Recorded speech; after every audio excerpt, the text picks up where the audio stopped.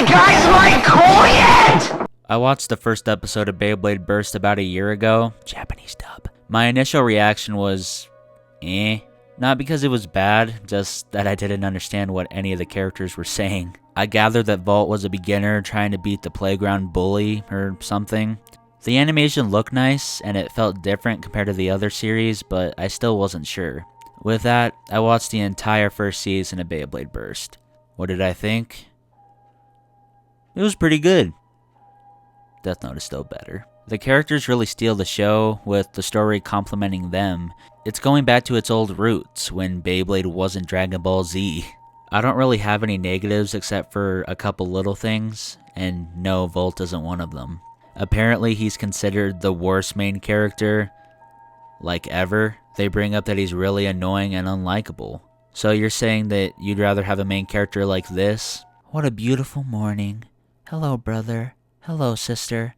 I love you both so much. Oh, mother, I love your bread so. I'm off to school. Oh, I lost for the millionth time, but that's okay. I just gotta try harder next time. Oh, I lost again? That was a good battle, Shu. You are really good.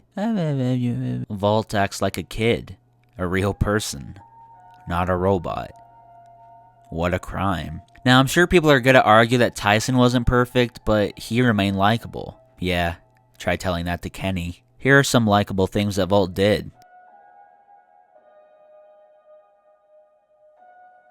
What a selfish little... In the trailers, they made Shu look like the generic rival for the main character to beat, but that's not what we got. He's not his rival, he's his best friend. He's like Jenga in a lot of ways, except executed well. He's great at Beyblade, has goals, hot hair, but he's not perfect. Not just because of his repeating shoulder injury or his inability to beat Louis.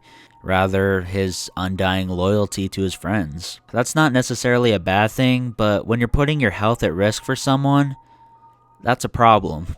That's probably the reason why he's in that suit for Season 2. The rest of the Bay Club is good too. Rantaro was incredibly easy to like. I'd be surprised if anyone hated him. At first I thought Kenny was a gimmicky character, mostly because of the puppets, but not much later we learn why he wears them. Kind of the same thing with Daigo and Wakia. I loved Louis. Granted, he's not exactly the villain. There are no villains in Beyblade Burst. He has as much of a right to win the National just like everyone else. I think he gets a bad rap. It's pretty amusing to see how much Shu and Louis hate each other. Ryuga and Jenga got nothing on them. I'm not going to cover every character in the show, there are just too many. I'll just save them for like a top 10 list or something. Going back to the story, it's nothing special, but that's okay. This really centers around the competition, which is the best direction the show could have taken. It was interesting to see Beyblade take a back seat to other sports. Like when Vault asks the students to join his club, they all turn him down.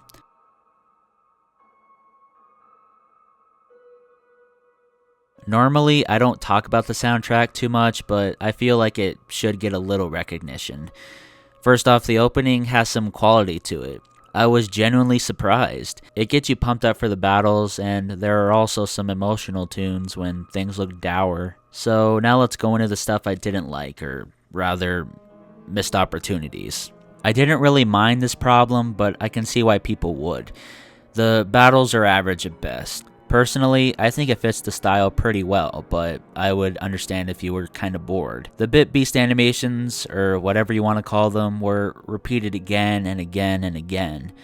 You may think it's because they're lazy, but they're really not, as far as I know. It's a smart way to save money, resulting in the show lasting longer. Now to my real complaints. I felt like Daigo's cheating habits could have been explored a little bit more. That was one of the more interesting parts of the show. Especially with his brother in the mix, that could have had more of an impact if I'm going to be honest, but as it stands, it's okay.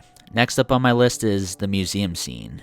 What a misfire. This could have had so much more weight to it. When the crew arrives there, I was expecting the plastic generation to be on display. Am I the only one thinking this? Yeah, probably. Or rather, have the plastic generation in burst form. That would have been pretty cool. That's not really where my complaints lie. It's where Vault discovers that back room. See, instead of a random throwaway burst Beyblade, I was anticipating Dragoon to be on display. That would have meant much more than what we got. Here's Tyson, who came from nothing, winning 3 championships in a row. in my opinion, I think that would have made the message better. With all that in mind, I'd recommend Burst. It's a lot of fun, kind of. Well, if you like character, whatever. Well, that wraps up my review video, I guess. Apparently, there are some subscribers who don't care much for my cringe side. So here you go. Hope you enjoyed. If you want to see more of this, just let me know.